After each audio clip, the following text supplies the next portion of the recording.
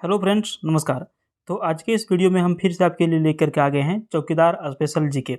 और आपको बता दें कि एकदम से आप चौकीदार पर समझ लीजिए कि ये अंतिम प्रहार है। आपको जो है इसी तरह के प्रश्न परीक्षा में पूछे जाएंगे।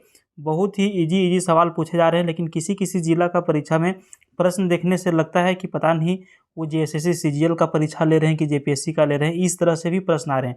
जैसे एग्जाम्पल में आपको चतरा जिला का परीक्षा का जो है क्वेश्चन देख लीजिएगा, फिर गिरिडीह जिला का आप देख लीजिएगा। हालांकि चतरा जिला का वीडियो भी डाल देंगे कुछ देर में, ठीक ना। उसका जब प्रश्न आप देखिएगा ना, 50 प्रश्न, लगेगा कि थोड़ा सा लेवल उसका ज़्यादा हाई है। लेकिन वही अगर यदि आप जो है कोडरमा जिला का परीक्षा का प्रश्न देखिएगा, ठीक ना, तो उसका लगेगा कि बहुत ही ईजी तरह से परीक्षा में प्रश्न यहाँ पे पूछा गया है, ठीक ना। तो उसके हिसाब से ही आपको तैयारी करना पड़ेगा। ये चौकीदार स्पेशल का जो है 15 प्रश्न हम लेकर के आए हैं, और ये सिलेक्टेड प्रश्न है। परीक्षा में ऐसे प्रश्न छपते हैं और छप रहे हैं। तो चलिए हम लोग स्टार्ट कर लेते हैं पहला प्रश्न से। बहुत ही ईजी सवाल यहाँ पे जो है दिया गया है कि झारखंड राज्य का उत्तर से दक्षिण का विस्तार कितना है, ठीक है ना। झारखंड राज्य का जो है जैसे झारखंड राज्य का उत्तर से दक्षिण का विस्तार आपको आ जाएगा। सवाल आपके दिमाग में तुरंत क्या आना चाहिए? मैप आना चाहिए कि झारखंड का मैप कैसा है। मान के चलिए झारखंड ये है, ठीक है। अब ये मान के चलिए फॉर एग्जांपल ये झारखंड है। इधर आपका हो गया उत्तर, इधर दक्षिण, इधर पूरब, इधर पश्चिम। तो यहाँ पे पूछ रहा है कि उत्तर से दक्षिण का जो विस्तार है आपका वो कितना है, ठीक ना। उत्तर से दक्षिण मतलब कि ऐसे वाला, ठीक ना, ऐसे वाला उत्तर से दक्षिण का जो विस्तार है वो कितना है? तो ये 380 किलोमीटर का इसका विस्तार है। समझ गए कितनी है? 380 किलोमीटर इसका सही आंसर हो जाएगा। जैसे आपको किलोमीटर में प्रश्न पूछा जाए, तुरंत आपके माइंड में मैप जो है दिखना चाहिए। सेम यहाँ पे देख लीजिए, वही प्रश्न है, लेकिन यहाँ पे पूछा गया है पूरब से पश्चिम की जो है लंबाई है वो कितनी है। तो पूरब से पश्चिम की लंबाई कितनी हो जाएगा? इसका सही आंसर 463 किलोमीटर, ठीक ना। पूरब से पश्चिम की लंबाई ये जो है ये हो जाएगा 463 किलोमीटर। ये कितना है? ये है आपका 380 किलोमीटर। बस यही ध्यान रखना है। दोनों प्रश्न परीक्षा में पूछ सकते हैं, पूछा भी गया है, ठीक ना। नेक्स्ट क्वेश्चन 3 नंबर पे चलते हैं हम लोग। झारखंड के किस क्षेत्र को खनिज का भंडार कहा जाता है, ठीक ना। खनिज का जो भंडार है वो झारखंड के किस क्षेत्र को कहा जाता है? ऑप्शन आपके सामने यहाँ पे देखिए, दामोदर घाटी है, उड़ीसा, छत्तीसगढ़, बेल्लारी। तो यहाँ पर देखिए उड़ीसा तो आपका होगा नहीं, छत्तीसगढ़ होगा नहीं, बेल्लारी नहीं होगा, लेकिन सबसे इम्पोर्टेंट जो है ना दामोदर घाटी। दामोदर घाटी को जो है खनिज का भंडार कहा जाता है। बहुत ही ये इम्पोर्टेंट सवाल है आपका। दामोदर घाटी जो है झारखंड का सबसे गंदी नदी भी है और सबसे प्रमुख नदी भी है। ये भी ध्यान आप रखेंगे दामोदर नदी से। हालांकि इसका सही आंसर यहाँ पे दामोदर घाटी हो जाएगा।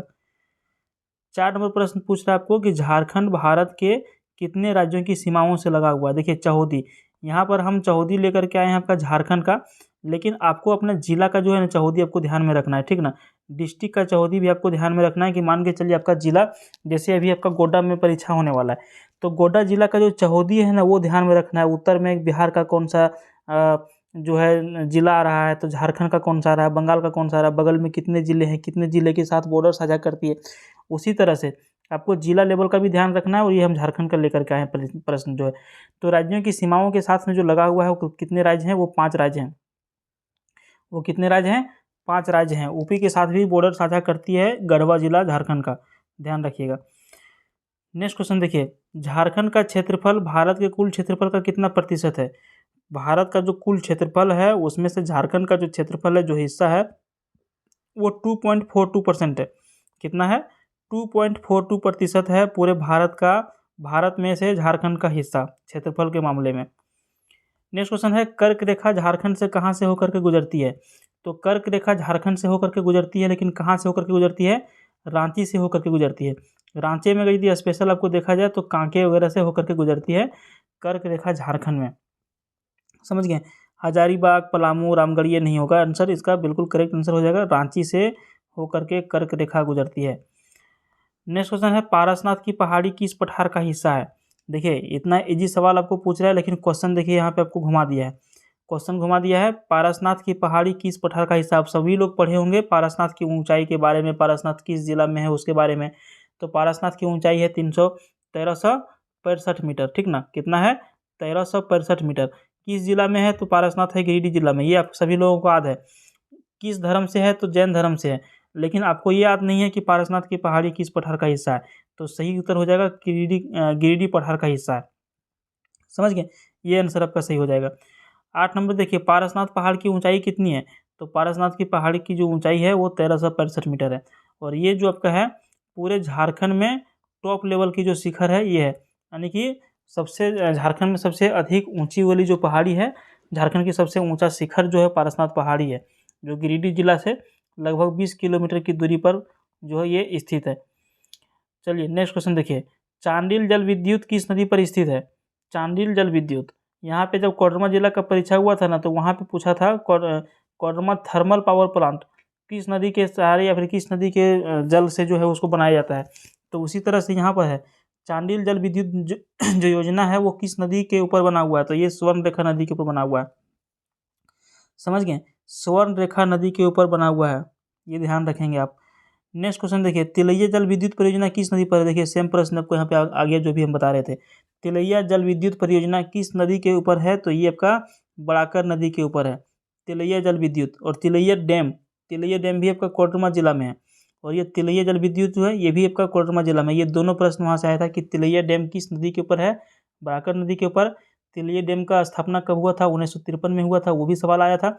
तो इसी तरह से आप जिस जिला का परीक्षा देने जा रहे हैं उस जिला के उस जिला में जो है जितने भी प्रमुख चीज़ें हैं, नदी है, बांध है, कौन कौन सी नदी है, कौन सी प्रमुख नदियां हैं, कितने प्रखंड हैं, कितने पुलिस थाने हैं, कितने गांव हैं, कितने पंचायत हैं, ये सारे प्रश्न आ रहे हैं।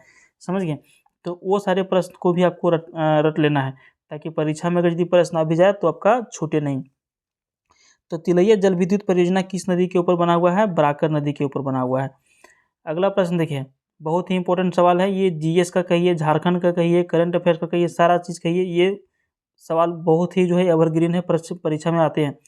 प्रश्न क्या है? रांची में एचईसी का कारखाना किस देश के सहयोग से लगाया गया था? तो रांची में जो एचईसी कारखाना जो है ये आपका लगाया गया था चेकोस्लोवाकिया के मदद से। चेकोस्लोवाकिया जो है इन्होंने मदद करा था, और उसके मदद से जो है झारखंड में एचईसी कारखाना जो है बनाया गया है, लगाया गया है। सिंदरी से संबंधित आपका सवाल आ गया कि सिंदरी में खाद का कारखाना कब लगाया गया था? सिंदरी जो है आपको पता है वहाँ पे खाद बनता है। सिंदरी में जो खाद का कारखाना लगाया गया था वो कब लगाया गया था? तो ये लगाया गया था 1951 ईस्वी में। ठीक है, 1951 ईस्वी में। और ये जो है पंचवर्षीय योजना का जो है एक योजना था, पहला पंचवर्षीय योजना का, और 1951 में जो है इसको 1951 में लगाया गया था सिंदरी में खाद कारखाना।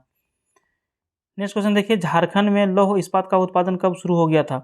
ठीक है, तो झारखंड में लौह इस्पात का उत्पादन जो शुरू हुआ था, पहले ये टिस्को था, बाद में टाटा बन गया, जमशेदजी टाटा के द्वारा जो स्थापना किया गया था, लेकिन 1907 में, लेकिन वहाँ पे जो उत्पादन स्टार्ट हुआ वो उत्पादन स्टार्ट जो हुआ था वो 1913 ईस्वी में स्टार्ट हुआ था। और अभी टाटा का जो लोहा है, टाटा का कुछ भी प्रोडक्ट आप ले लीजिए, ये विदेशों में भी अपना तहलका मचा के रखा हुआ है। आप दूसरा किसी भी तरह का जो है प्रोडक्ट लीजिए और एक तरफ टाटा लीजिए, टाटा अकेले इकलौता इतना मार्केट इसका है, इतना शेयर इसका है कि दूसरा कंपनी को ये सटने नहीं देता है। ठीक ना, वही चीज़ है कि झारखंड में लौह इस्पात का उत्पादन जो है कब शुरू हुआ था? तो सन 1913 ईस्वी में शुरू हुआ था। नेक्स्ट क्वेश्चन है, प्रदेश में तालाबों द्वारा सिंचाई क्षेत्र, तो सबसे अधिक जो सिंचाई होता है, 4 ऑप्शन आपके सामने है, खूंटी, गिरिडीह, साहिबगंज और देवघर। पूरे देखिए, पूरे झारखंड की बात हो रही है, यहाँ ऑप्शन आपके सामने जारी है। तो झारखंड में सबसे अधिक जो है तालाबों द्वारा सिंचाई जो है वो किस जिला में किया जाता है? तो प्रदेश में सबसे अधिक तालाबों द्वारा सिंचाई किया जाता है देवघर में।